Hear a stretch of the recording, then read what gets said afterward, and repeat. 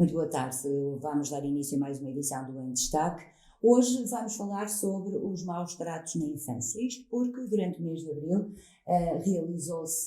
assinalou-se, aliás, o mês da prevenção dos maus tratos na infância, com uma série de iniciativas que decorreram por todo o país e que foram promovidas pela Comissão Nacional de Promoção dos Direitos e Proteção de Crianças e Jovens.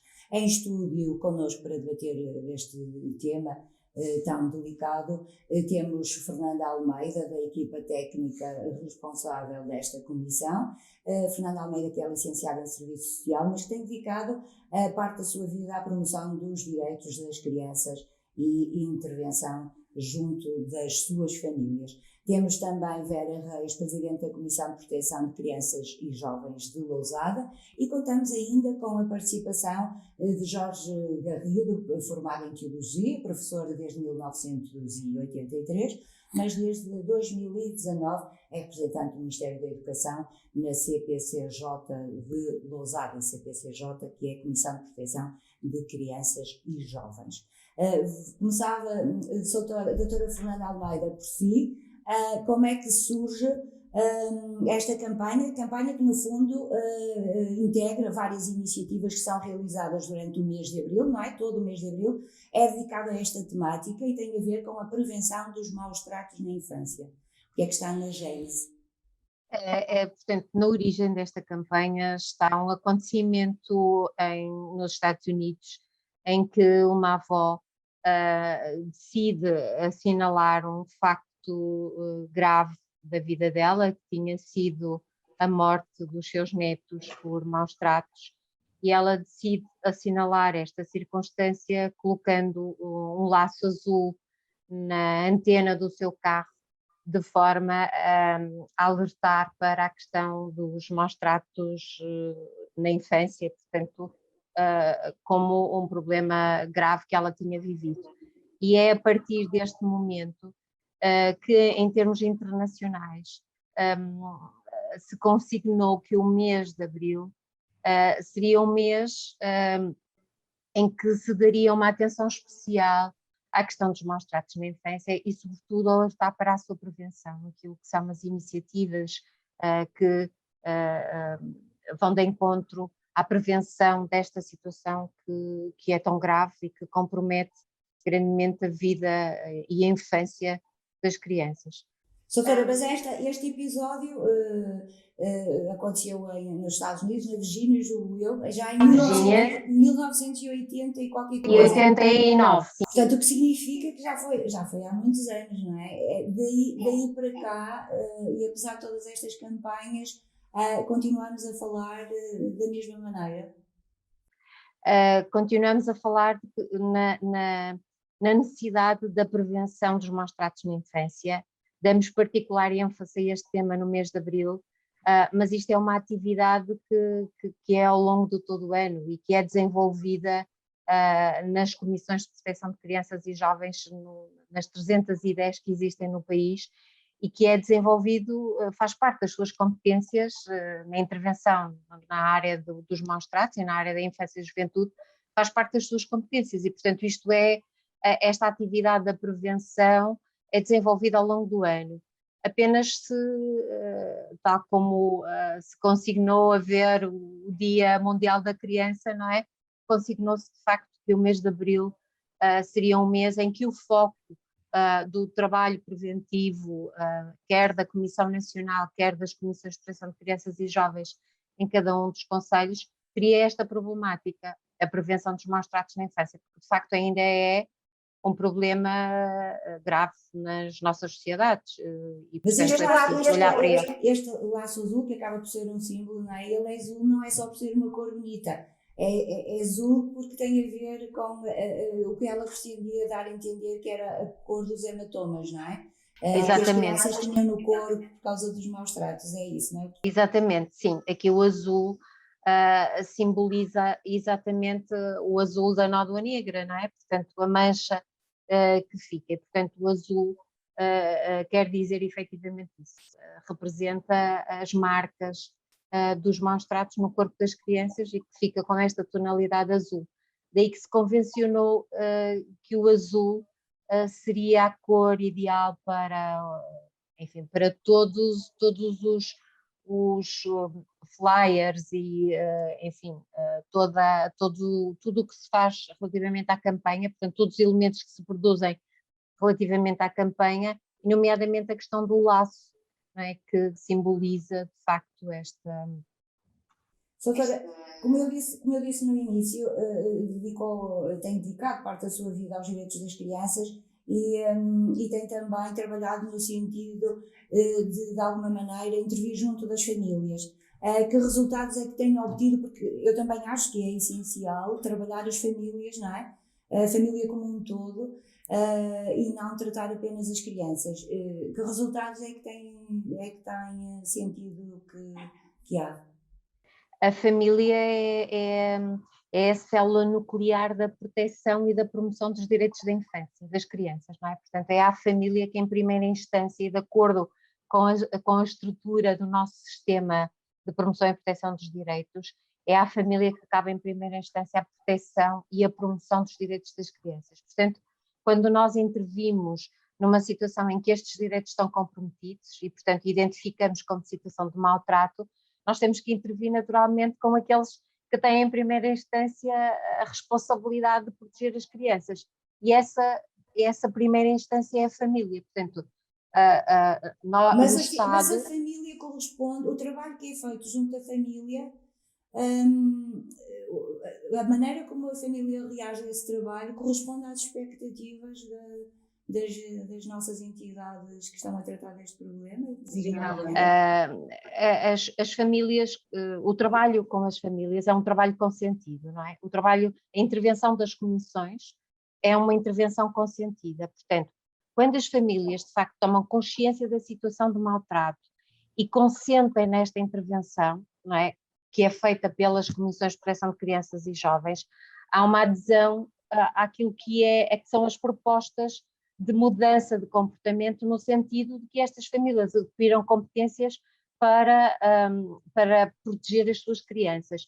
E, portanto, da avaliação que se faz da intervenção das comissões e do número de medidas que são aplicadas e do tipo de medidas que são aplicadas, há uma adesão muito grande das famílias a este trabalho. Portanto, digamos que a avaliação que nós fazemos é que esta intervenção, sendo consentida, há uma adesão àquilo que é o diagnóstico que se faz da situação. E, portanto, este diagnóstico também é feito com as famílias, de forma que elas tomem consciência do problema para que possam mudar os seus comportamentos, porque aqui o objetivo da intervenção é remover aquela situação de perigo, é não voltar...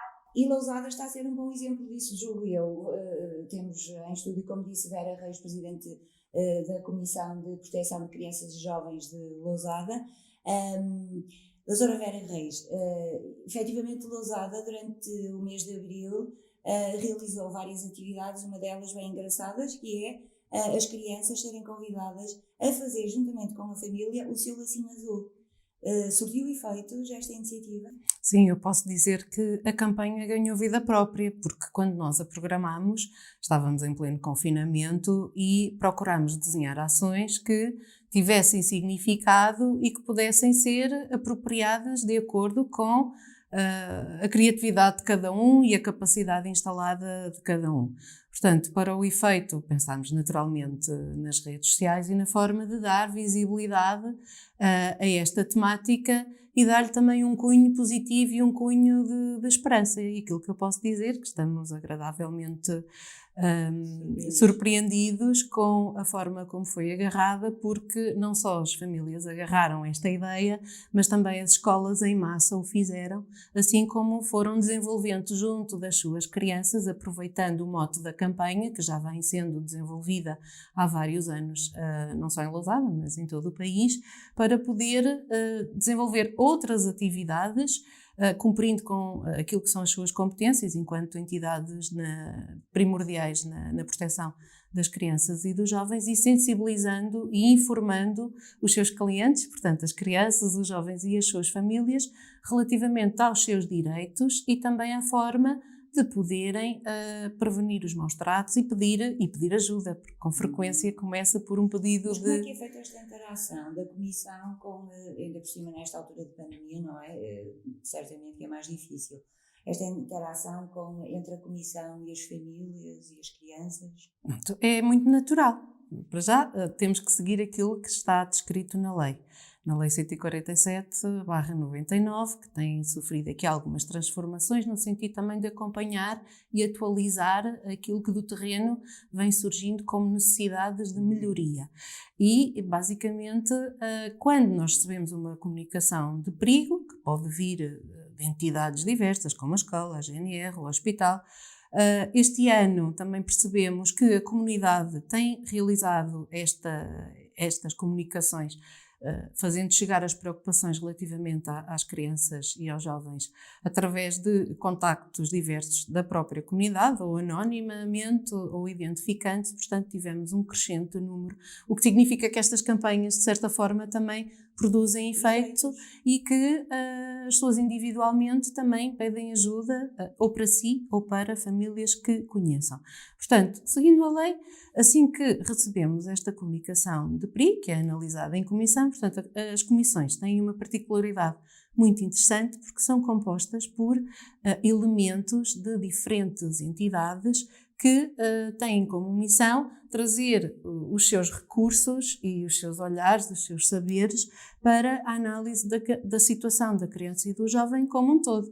Daí ter convidado também aqui o professor, porque a escola, para além da família, acaba por ter um papel muito fundamental, muito importante, e acabam por estar mais tempo com as crianças. Ora, chegada a comunicação, ela é analisada então em comissão e naturalmente chamamos as famílias, informamos daquilo que é a nossa missão e pedimos autorização para com eles poder fazer o estudo da situação e vamos trabalhando em conjunto. Aquilo que pode parecer artificial para quem nunca passou pelo sistema, e eu antes de estar na comissão também nunca tinha passado naquele papel, acaba por ser muito natural, porque efetivamente são pessoas que vivem problemas comuns, problemas mais delicados, menos delicados, e que podem encontrar ali a oportunidade de poder viver melhor, porque tentamos também assim trabalhar e passar esta mensagem. Com frequência eu digo, quando falo da comissão, que o nosso trabalho é efetivamente levantar necessidades, porque não raras vezes as famílias também vão vivendo situações que há tanto tempo que as vivem, já não as identificam como um problema, mas quando passam pela comissão acabam por sentir esta outra necessidade e ganhar a tal consciência que a Fernanda falava e apropriar-se de outro tipo de comportamentos. Claro que isto a comissão não faz nada sozinho, tem que envolver naturalmente a família, as escolas quase sempre e outras entidades, no sentido de poder instalar fatores de proteção, porque é um caminho, não é? O perigo não desaparece de forma milagrosa e desde o momento que as famílias entram na comissão, traçamos logo um plano, um rumo, às vezes é mais fácil, outras vezes mais difícil, no sentido de garantir a adequada proteção para a criança e também devolver um sentimento de cooperação e apoio a quem trabalha connosco. Normalmente essas famílias ficam sob o olhar atento das comissões durante um longo período, não é? Porque é como a doutora diz, as coisas não se resolvem milagrosamente. Exatamente. É todo um tempo, um processo, não é? Pronto, a lei prevê que exista um período de 6 meses para nós podermos conhecer a família e a sua situação. A família, porque as crianças vivem na família e como tal, é para essa célula que nós debruçamos o nosso olhar. Naturalmente, ao longo desses 6 meses vamos tentando dar alguns inputs de mudança. Posso dar um exemplo: se percebemos que uma mãe ou um pai está a passar um período de particular vulnerabilidade, nós não esperamos fazer o estudo da situação para dizer, ok, existe perigo, não existe perigo, ok, existe ali uma necessidade, vamos já tentar encaminhar e oferecer à família a possibilidade de poder ter, por exemplo, uma consulta de psicologia, uma avaliação do seu bem-estar geral através do médico de família, portanto, das entidades que até já conhecem. Mas muitos casos acabam em tribunal. Sim, vários casos acabam em tribunal, até porque é um direito das famílias não querer manter a relação com a Comissão, mas posso lhe dizer que, em média, nós movimentamos cerca de 357 processos ano, isto nos últimos 5 anos, e a verdade é que por ano da Comissão de Lousada saem apenas 30 processos para tribunal. Desses ainda temos alguns que o Tribunal nos pede para juntar a outros processos que ali correm, concretamente no que diz respeito à regulação do exercício das responsabilidades parentais. Portanto, penso que isso é um indicador de sucesso, não é? Estamos a falar de menos de 10% de processos que nós não conseguimos manter esta atividade colaborativa. Doutora, há bocadinho deu-me aqui a deixa para o Sr. Professor Jorge Garrido, que foi professor durante muitos anos e agora é o representante do Ministério da Educação na CPCJ de Lousada. Sr. Professor, efetivamente é muito importante o papel da escola no que diz respeito, pelo menos, à detecção destes casos. Sim, boa tarde, não sei se me estão a ouvir. Perfeitamente. Muito bem. Pronto, olha, permita-me antes de responder, que terei todo o gosto em responder à sua questão, só endereçar, em primeiro lugar, os parabéns ao vosso canal por esta iniciativa. É claro que eu, pessoalmente, sinto-me honrado por isso, e iniciativas como esta, obviamente que são de saudar e são sempre bem-vindas. Mais que não seja para colocarem, e segundo percebi, o nome do programa, portanto, chama-se Destaques, certo? Em destaque, é este programa. Em destaque. Muito bem. Muito bem, e então agora o destaque está aqui para a intervenção no que diz respeito às comissões de proteção de crianças e jovens. Deixe-me também, já agora, também saudar a doutora Fernanda Almeida. Nós já nos vimos noutras ocasiões de forma presencial, infelizmente agora temos de estar nesta situação, porque eu vou-lhe ser muito sincero, eu gostava de estar aí até presencialmente, junto da minha presidente. Eu também gostava, é muito melhor, é muito mais útil, mas nesta altura, e até porque ainda há alguns conselhos que não passaram à quarta fase de desconfinamento, não é o caso de Paredes, e portanto as restrições ainda são um bocadinho apertadas. Teríamos outras novidades, certamente. Claro que sim, claro que sim. Bom, e também queria agradecer o convite pessoal que me foi feito pela doutora Vera Reis, também na qualidade de Presidente da Comissão, e eu, obviamente, também lhe envio daqui, que ela sabe disso, também as minhas saudações e o meu muito obrigado, também por poder, no fim de contas, também partilhar aqui algumas ideias. Entretanto, eu disse, olha, eu não sei se o que eu vou dizer, que tipo de perguntas serão colocadas, que tipo de intervenção é que será necessário. Pronto, mas entretanto irei obviamente ter todo o gosto em procurar também colaborar aqui na partilha de ideias no que diz respeito à intervenção, no fim de contas, em matéria de infância e juventude. Então, a experiência que teve como professor, a escola tem um papel fundamental nestas questões, não tem? Olha, eu atrevo-me a dizer, eu tenho cerca de 30 anos, 31, de ensino. Pronto, entretanto eu já passei, a minha experiência como professor, já passei por várias situações, desde um simples, eu vou usar aqui a expressão um simples professor, porque acho que um professor nunca consegue ser uma entidade simples. Porquê? Porque basta que nós vejamos que o próprio ensino, quando nós temos à nossa frente um conjunto de jovens, não é? Crianças ou jovens, e que nunca são menos de 15, portanto normalmente temos turmas e turmas bastante grandes, portanto a simplicidade de intervenção ou de atuação assume sempre graus com mais complexidade e também com mais atenção. Posso dizer-lhes que da minha experiência no que diz respeito ao ensino, eu tenho trabalhado sempre no ensino público, e durante estes últimos 16 anos em escolas no concelho de Lousada. Pronto, mais concretamente no agrupamento de escolas Dr. Mário Fonseca, que abrange ali a freguesia de Nogueira, portanto estamos a falar em Lousada, e de Lustosa. Pronto, basicamente só para lhes dar nota do seguinte, Segundo o meu ponto de vista, também com base na experiência e daquilo que fui colhendo também da experiência de colegas e de elementos da direção dos vários agrupamentos, as escolas, se nós pensarmos bem, são muitas vezes o espaço, mesmo físico, para não falar do espaço humano, onde as nossas crianças e jovens passam mais tempo. Inclusivamente, passam muito mais tempo do que com as próprias famílias. E a escola tem aqui um papel fundamental a todos os níveis. Eu queria só salientar aqui 2 níveis que, segundo o meu ponto de vista, são importantes. O primeiro nível nem é um nível do ensino-aprendizagem, é o nível da aproximação e do cuidado e da empatia com seres humanos, que antes de serem crianças, antes de serem jovens, são pessoas. E como pessoas, é óbvio que precisam e merecem toda a nossa atenção e todo o nosso respeito. E o professor tem de ter aqui uma qualidade que é fundamental. Para além de ser competente naquilo que são as matérias que tem que lecionar, naquilo que é a sua área curricular, também a maior parte dos docentes são diretores de turma.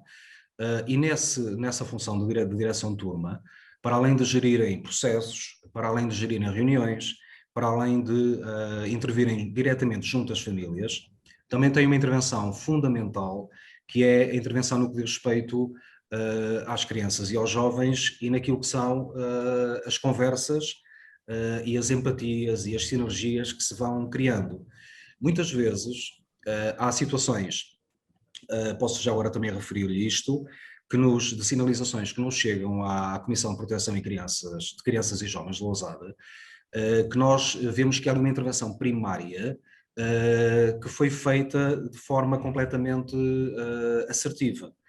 Mas que na escola. Isto porquê? Porque a escola está munida, a escola pública hoje em dia, ao contrário de alguns anos atrás, está munida de muitos técnicos. Para além de professores, têm também os psicólogos, têm os chamados serviços de psicologia e orientação, têm técnicos, inclusive, por exemplo, se forem escolas TAPE, técnicos ligados à área da educação social, inclusivamente estabelecem parcerias. Ou Por seja, exemplo, mas é necessário que alguém perceba que determinada criança está com algum problema, não é? Isto na primeira fase há de haver alguém que se apercebe disso, ou porque encontra hematomas na criança, ou porque a criança, ao contrário do que é normal, anda cabisbaixa e triste, e só aí é que haverá depois a intervenção dessa equipa multidisciplinar, não é? Designadamente os psicólogos. Sim, precisamente. Normalmente as problemáticas a nível da escola são detectadas por parte dos diretores de turma. Pronto, nós recebemos várias sinalizações. Nós, por exemplo, nós temos uma prática instalada na Comissão de Proteção de Crianças e Jovens de Lousada, que é uma prática que fundamentalmente se baseia no trabalho colaborativo. Isto é fundamental. Nós temos muitas vezes diretores de turma, inclusive diretores de agrupamentos, que nos contactam não com a intenção de sinalizar de forma imediata, mas para ver até qual a opinião da Comissão relativamente a determinado tipo de problemáticas. Porque há problemas associados às crianças e aos jovens que a própria escola, quer em contexto escolar, quer no que diz respeito depois à intervenção junto das famílias, através dos próprios técnicos que têm, por exemplo, o caso dos psicólogos ou dos educadores sociais, que conseguem muitas vezes orientar as famílias e orientar as crianças para que essa problemática fique ultrapassada. E se houver eficácia nessa parte, essas situações podem nem sequer chegar à Comissão, é isso? Sim, precisamente. Quando chegam à Comissão é porque já há necessidade de um trabalho mais profundo, não é? Sim, ou porque muitas vezes as escolas não têm, ou seja, o feedback, eu vou usar esta palavra, o feedback que existe da parte, muitas vezes, das famílias ou das crianças, perante diretores de turma, perante outro tipo de funcionários ou de assistentes operacionais que existam na escola, esse feedback pode não ser, a escola pode não ter conseguido fazer a exploração toda de forma a perceber como deve atuar. E muitas vezes também enviam para a Comissão. Fundamentalmente, posso lhe dizer, a doutora Vera também sabe disso e a doutora Fernanda, que a maior parte das sinalizações que vêm dos estabelecimentos de ensino estão relacionadas quer com o absentismo escolar, quer com o abandono escolar. Portanto, a maior parte das sinalizações até são de absentismo escolar. Pronto, o que é que acontece? Muitas vezes as escolas, por lei, também são obrigadas a sinalizar. Quando existem, por exemplo, excesso de faltas, e estamos a falar concretamente de faltas de forma injustificada. Ao chegarem os processos às comissões, o que é que acontece? Nós fazemos a avaliação da situação e, por vezes, são simples absentismos que conseguimos ultrapassar sempre em acordo com as famílias, ou então surgem situações onde depois sentimos a necessidade de um outro tipo de intervenção. E muitas vezes há processos que chegam à comissão e que são por absentismo escolar, mas quando nós fazemos depois a obtenção de consentimento, a não oposição da criança e jovem se tiver mais de 12 anos, e fazemos a respectiva audição às famílias, descobrimos que existem outras fragilidades, e isto é que é o grande desafio de quem trabalha numa comissão, que é perante as fragilidades que vão existindo, estamos a falar quer na vida das famílias, quer no próprio centro de vida da criança, descobrimos que existe aqui necessidade de outro tipo de intervenções. E deixe-me só, e para terminar, que eu se calhar já estou a falar muito, mas corte-me a palavra quando entender. Já agora, Sr. Professor, desculpe, por exemplo, o caso do absentismo escolar, a criança em casa até nem é maltratada, mas os pais quase não exigem nada desta criança e por isso não exigem que vá à escola. Há absentismo escolar, isso também é maltrato? É negligência. Poderá ser negligência. Podem É entendido como negligência. Agora, se é uma negligência intencional, na maioria das vezes não é, porque na verdade, com frequência temos aqui problemas de linguagem e nem sempre as famílias e a escola conseguem ter a mesma linguagem. E depois temos a questão das relações e dos percursos, não é? Se há famílias que conseguem manter, e há escolas que conseguem, porque isto é para os dois lados, conseguem manter um diálogo ao longo dos anos a propósito daquele miúdo, se temos uma criança que tem representado um particular desafio para as escolas ou para as famílias, naturalmente que a relação pode desgastar-se. E não raras vezes, e acho que era isso que o professor também ia falando, professor Jorge, às vezes o papel da comissão é muito de mediar relações, ajudar a reparar. Se entendemos que, associada à questão do absentismo, e com frequência tem sido essa aqui a grande descoberta do professor Jorge, normalmente o absentismo acaba por ser um sintoma de algumas coisas que na vida daquela criança não correram bem, o que não significa que haja um maltrato por ação, com frequência por omissão. E posso também falar, porque devo dizê-lo, atendendo à problemática mais incidente que, do ponto de vista das comunicações de perigo que temos recebido, que é a violência doméstica, com frequência vamos-nos apercebendo que crianças e jovens que estão em absentismo estão vivendo efetivamente situações de relações familiares alteradas e que não são identificadas como tal. E que quando chegam à comissão e quando encontram alguém que os ouve e que realmente olha para as pessoas não como encarregados de educação, não como alunos, com frequência também são obrigadas a mobilizar, obrigadas por força da circunstância, a mobilizar outro tipo de pensamento e discurso e acabam por nos revelar questões íntimas e nós ficamos muito gratos, não é? E agradecemos aquela confiança porque efetivamente não somos estranhos. E isso permitirá então desenvolver aqui a tal intervenção que nem sempre à escola é possível desenvolver porque não houve contexto para se falar de determinada situação. Deixe-me só aqui introduzir que em 2019 todas as escolas do Concelho de Lousada aceitaram ali o desafio também da Comissão Nacional e candidataram-se ao projeto do selo protetor, em que, entre outros requisitos, eu vou falar daquilo que eu gostei mais, está bem?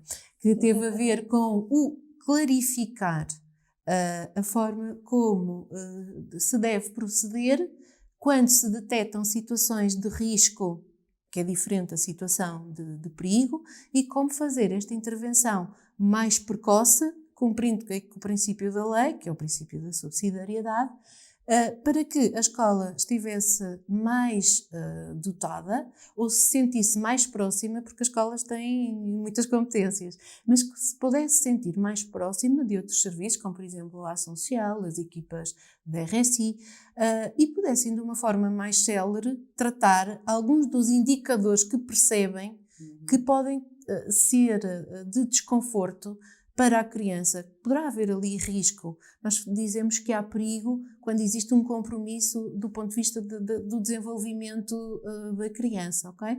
Essa é a distinção entre o risco e o perigo. Fernanda, se eu tiver a dizer algo que complementa. Pronto, e a verdade é que tivemos aqui uma diminuição de sinalizações e, não raras vezes, as sinalizações já nos vêm com estas articulações prévias. Aqui o nosso papel, quando nós entramos e quando essas sinergias não funcionaram, eu às vezes costumo dizer, eu uso palavras e expressões muito populares, às vezes temos que baralhar e voltar a dar. Portanto, reorganizar os recursos, mediar relações e empoderar as famílias. E quando falamos em famílias, não é só mães e pais, temos tios, primos, avós, que também são chamados aos processos, porque fazem parte da família e... Às vezes o agregado.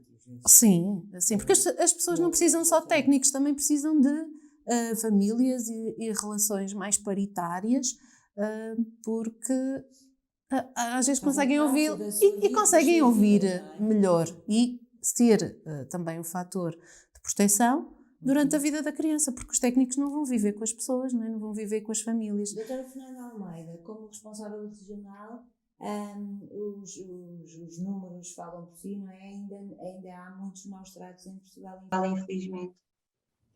Sim, ainda há um grande número de situações que são comunicadas às comissões, mas isso provavelmente nós também podemos entender isso como uma maior capacidade que a própria sociedade tem para olhar estas situações, e o facto de elas serem comunicadas permite haver aqui uma intervenção, quer das entidades com competência em matéria de infância e juventude, quer depois das comissões de proteção ou mesmo dos tribunais. Portanto, de facto há um grande número de sinalizações, porque também tem havido uma grande divulgação da intervenção e do papel que o Estado deve ter quando as famílias não são capazes, ou porque não podem, ou porque não sabem proteger as suas crianças, cabe ao Estado fazê-lo. E tem havido, de facto, esta informação, esta chamada de atenção para a comunidade em geral, de que proteger as crianças compete a todos, não é? Portanto, que é exatamente o lema da Comissão Nacional que foi lançado no ano passado. Os familiares já estão mais atentos, os vizinhos, não é? E estas campanhas sensibilizam as pessoas para esta problemática, não é? Doutora, mas nesta altura de pandemia, não houve aqui algum receio de que muitos números ficassem escondidos? Efetivamente, o que aconteceu durante a pandemia é que, apesar de haver uma diminuição do número de sinalizações, de comunicações às comissões, porque grande parte das pessoas ficaram confinadas ao seu espaço doméstico e as escolas também fecharam, e que são uma das entidades que de facto mais sinalizam, portanto há um decréscimo do número de sinalizações, mas e a Vera já referiu isso, houve uma grande adesão da população em geral para as situações que estão ao seu lado, não é? Portanto, as pessoas individualmente também chamaram a si esta responsabilidade que é de todos. E, portanto, de facto, há uma diminuição geral. Nós ainda não temos o relatório do ano passado concluído, mas de uma forma geral aquilo que nós damos conta é que, apesar de haver uma diminuição dos números, há situações mais graves, portanto, há de facto um número maior de situações mais graves, mas também houve este fator importante que foi as pessoas individualmente acabaram por assumir esta responsabilidade, que também é uma responsabilidade delas, que é proteger as crianças, compete a todos. E, portanto, a mim, enquanto pessoa, não é? Cada um de nós enquanto pessoa, enquanto representante das entidades, enquanto efetivamente colaborador de determinadas entidades, compete-nos isto. Se virmos que há uma criança que apresenta sinais de maus tratos, nós devemos de imediato comunicar às entidades que podem intervir nesta situação. Portanto, apesar dos números, de facto, a ideia que nós temos é que diminuíram, houve, por outro lado, este empenho pessoal, não é? Mesmo através da linha que a Comissão Nacional disponibilizou para receber comunicações, e que de facto foi uma das áreas onde se notou um acréscimo do número de comunicações, que depois naturalmente são remetidas para as Comissões de Proteção de Crianças e Jovens de cada território, porque são elas que têm essa missão e a competência de intervir nas situações de perigo. Doutora, eu agora comecei então, isto já muito rapidamente, já estamos no final do tempo, para o professor Jorge Garrido, para sublinhar isto mesmo que a doutora Fernanda Almeida disse há pouco, que é o facto das famílias terem estado confinadas e das escolas estarem fechadas, veio também dizer-nos que provavelmente os números que existem neste momento não são os verdadeiros, não é? Há muitas situações que nesta altura de pandemia estão escondidas e que as escolas, elas próprias que costumam fazer esta sinalização, não o puderam fazer neste período. Sim, os números, pronto, como a doutora Fernanda Almeida referiu, eles ainda não estão contabilizados, mas nós, por exemplo, a nível da nossa comissão, tivemos uma redução relativamente a isso, até porque posso lhe dizer que assim que as escolas se confinaram, e estamos a falar mais precisamente a partir do dia 19 de abril, foi quando iniciou as aulas presenciais para os alunos do ensino secundário, tivemos eu vou usar uma expressão popularucha, uma catrefada de sinalizações. Pronto, e são sinalizações que surgiram de forma presencial, mas que muitas delas reportavam a situações do ensino não presencial. E que tipo de sinalizações é que chegam? Chegam fundamentalmente relacionadas não com dificuldades de acesso, no que diz respeito portanto, à internet, porque as escolas foram, isso aí verdade seja dita, foram incansáveis, de forma que os alunos pudessem ter, mesmo aquelas crianças ou aqueles jovens que teriam mais dificuldades em termos económicos, as escolas disponibilizaram, também houve aqui uma parceria, um pouco tardia, mas ela aconteceu, com o próprio Ministério da Educação, e inclusivamente para o fornecimento de computadores, portanto para que as crianças e os jovens pudessem ter acesso à internet. O que é que acontece? Houve situações onde o facto de estarem em casa e grande parte, e estou a falar daquelas mais novas, grande parte das famílias estarem a trabalhar, portanto digamos que houve muitas famílias em trabalho e não em teletrabalho, não é? Houve aqui alguma falta de supervisão. Portanto, essa falta de supervisão naturalmente muitas vezes é comunicada para a Comissão. Como é que nós vamos ultrapassar este tipo de situações? Obviamente que, começando novamente o ensino presencial, algumas dessas problemáticas poderão ficar ultrapassadas.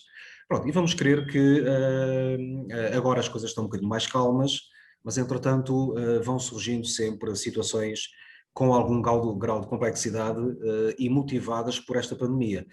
Deixe-me dizer só, se me permite, para concluir, que sim, no que diz respeito à pandemia, o que nós notamos das audições que fomos fazendo às crianças e aos jovens é que realmente a grande vontade deles é o estar na escola, ponto. Portanto, quando uma criança ou um jovem nos diz eu gostava de estar na escola e não é estar em casa, e o estar em casa muitas vezes nem tem a ver com situações problemáticas no seio da família, tem a ver com a dificuldade de relacionamento entre pares, porque eles sentem essa necessidade. E essa necessidade, por mais que seja efetuada através das redes sociais, não é?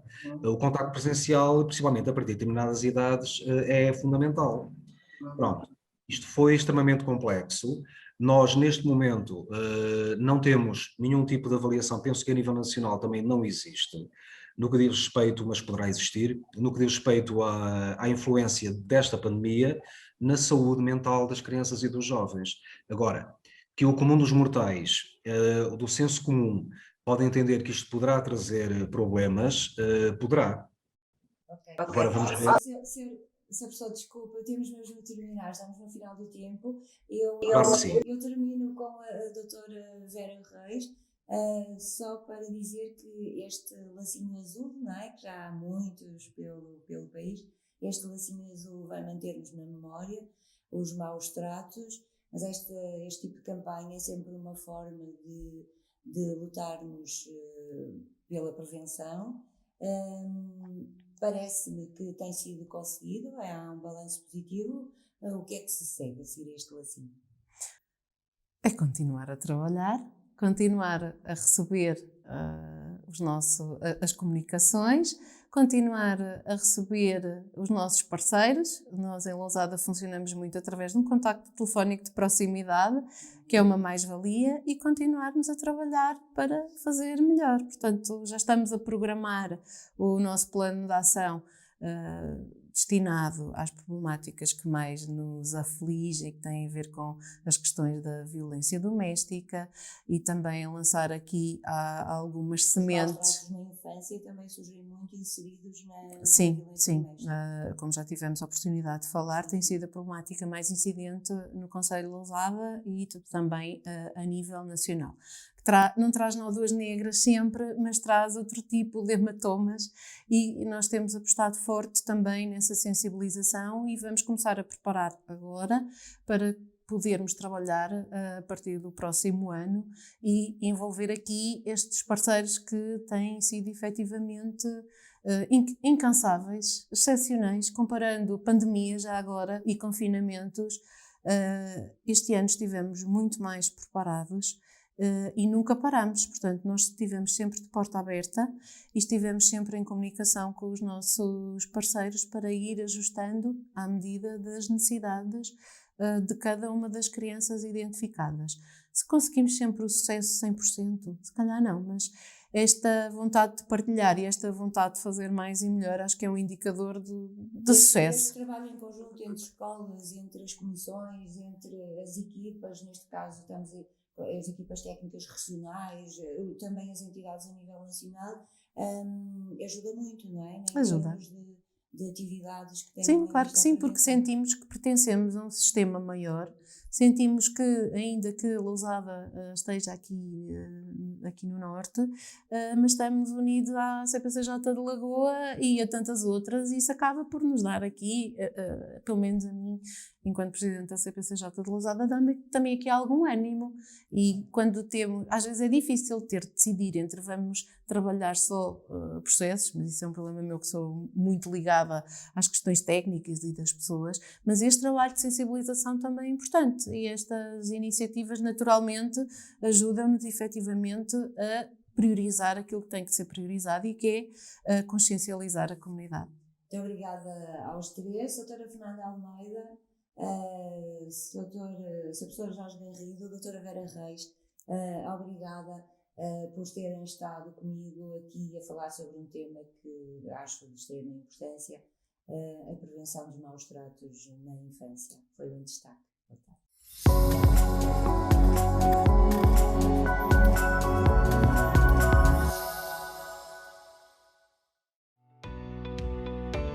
Novum Canal. Sempre Novum, sempre seu.